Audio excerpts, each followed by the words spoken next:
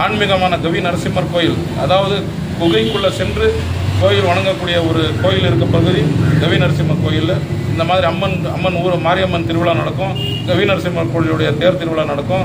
வேடராயசாமி தேர் திருவிழா, உருஸ் திருவிழா, இந்த மாதிரி பல்வேறு திருவிழாக்களை கொண்டு மக்களை எப்போதுமே ஆனந்தமாக செல்வ செழிப்போடு வைத்துக் கொண்டிருக்கிற ஒரு பக்தி வாய்ந்த பகுதி, பக்தி உடைய பகுதி இது. இந்த பகுதியை சிறப்பு வாய்ந்த ஒரு பகுதியாக இன்னைக்கும் தேன்கனி கோட்டை இருக்கு. தேனும் கனியும் சேர்ந்த கோட்டையாக இங்கே விளங்கி கொண்டிருக்கிறோம். மக்களும் தேனும் கனியும் கூட சிறந்தவர்களாக இருக்கிறார்கள்.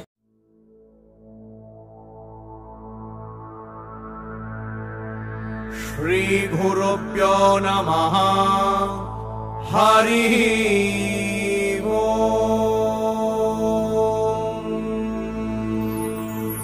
ஸ்ரீ விஜயீந்திரயதி கிருத श्री नृसिंहाष्टकम्.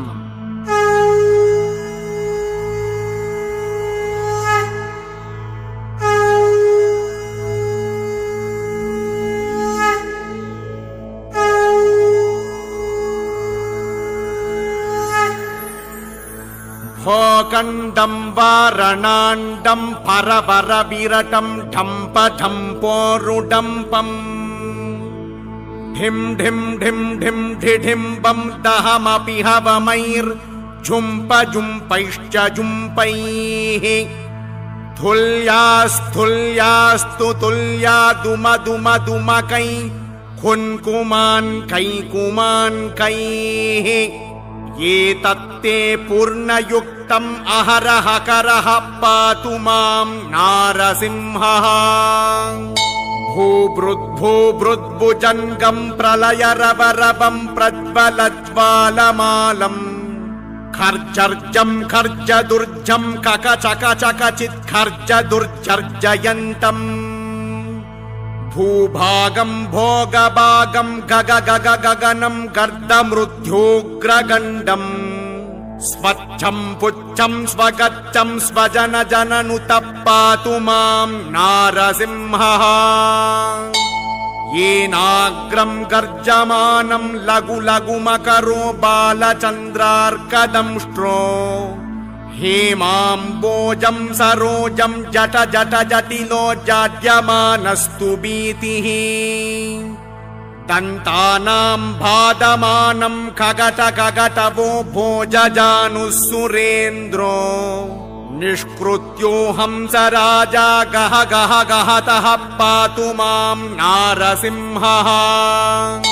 शङ्खं चक्रं च चापं परशुमशमिषं शूलपाशाङ्कुशास्त्रम् बिभ्रन्तं वज्रकेटं हलमुसलगदा कुन्तमत्युग्रदंष्ट्रम् ज्वालाकेशं त्रिनेत्रं ज्वलदनलनिभं हारकेयूरभूषम् वन्दे प्रत्येकरूपं परपदनिवसः पातु मां नारसिंहः. पादद्वन्द्वं धरित्री कटिविपुलतरो मेरुमध्योड्वमूरुम् नाभिब्रह्माण्ड सिन्धु हृदयमपि भवो भूतविद्वत्समेतः.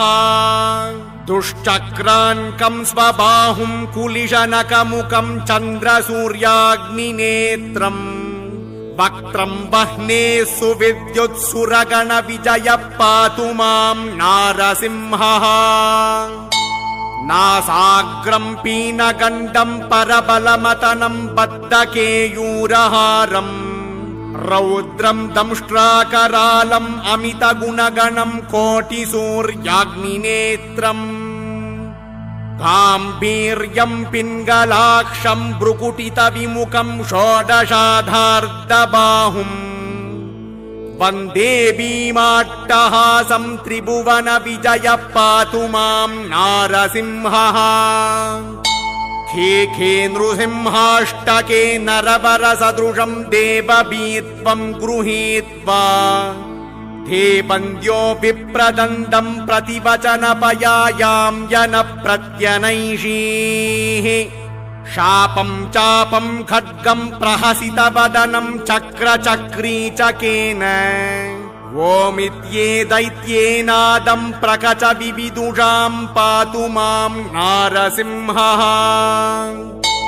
झुम झुम झुम झुम झुंकारं जुष जुष जुषितं जानुदेशं जुकारम् हुम हुम हुम हुम हुकारं हरितकः हसायन्दिशेपं बकारम् वं वं वं वं बकारं वदनदलिततं वामपक्षं सुपक्षम् लं लं लं लं लकारं लघुवण विजय पातु मां नारसिंहः भूत प्रेत पिशाच यक्ष गणशद्देशान्तरोच्चाटना छोरव्याधि महाज्वरं भयहरं शत्रुक्षयं निश्चयम् संध्याकाल जपन्तमष्टकमिदं सद्भक्तिपूर्वादिभिः प्रह्लादेव वरोवरस्तु जयिता सत्पूजिताम्बूतये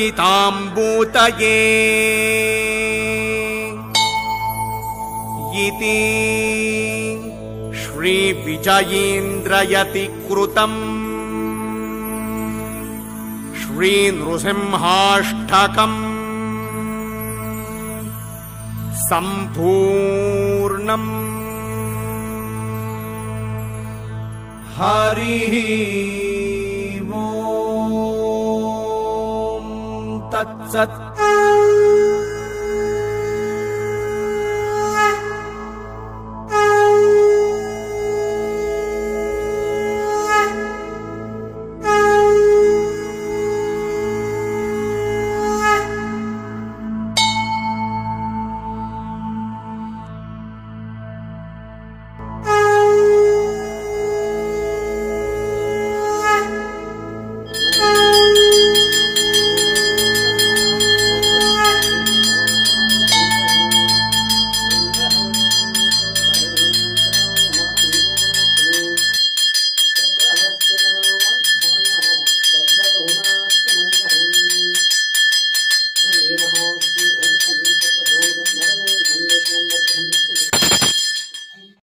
என் பேர் ராகவேந்திரானிட்டு.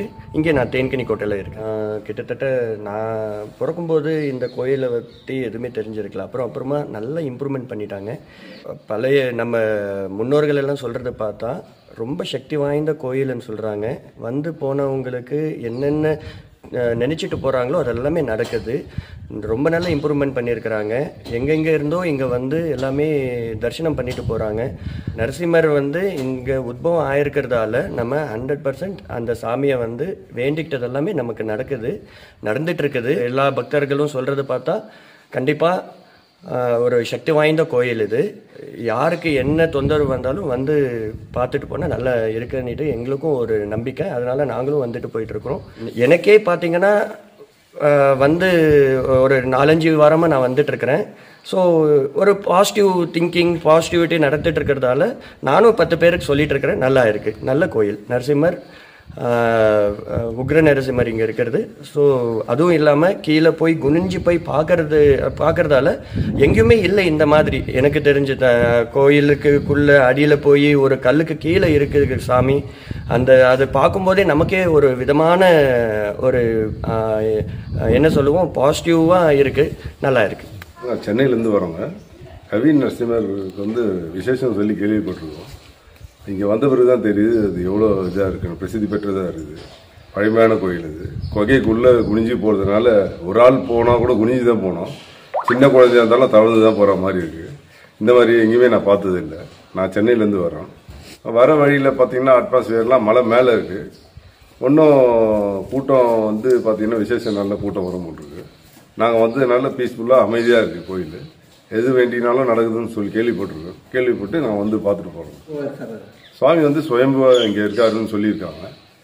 இந்த ஊரில் இருக்கவங்க எல்லாம் பிரசித்தி பெற்றதா சொல்லி எல்லாம் எது நினைக்கிறோமோ நல்லா நடக்குதுன்றாங்க. கல்யாணம் ஆகாதவங்களுக்கு கல்யாணம் நடக்குது, குழந்தை இல்லாதவங்களுக்கு குழந்தை இருக்குது, எல்லாம் விசேஷம் எல்லாமே நிறைய நடக்குதுன்னு சொல்லியிருக்காங்க. அதனால நானும் வந்து சென்னையிலேருந்து வந்து பார்த்துட்டு போகிறேன். ஆன்மீகமான கவி நரசிம்மர் கோயில், அதாவது குகைக்குள்ளே சென்று கோயில் வணங்கக்கூடிய ஒரு கோயில் இருக்க பகுதி கவி நரசிம்மர் கோயிலில் இந்த மாதிரி அம்மன் ஊர் மாரியம்மன் திருவிழா நடக்கும்.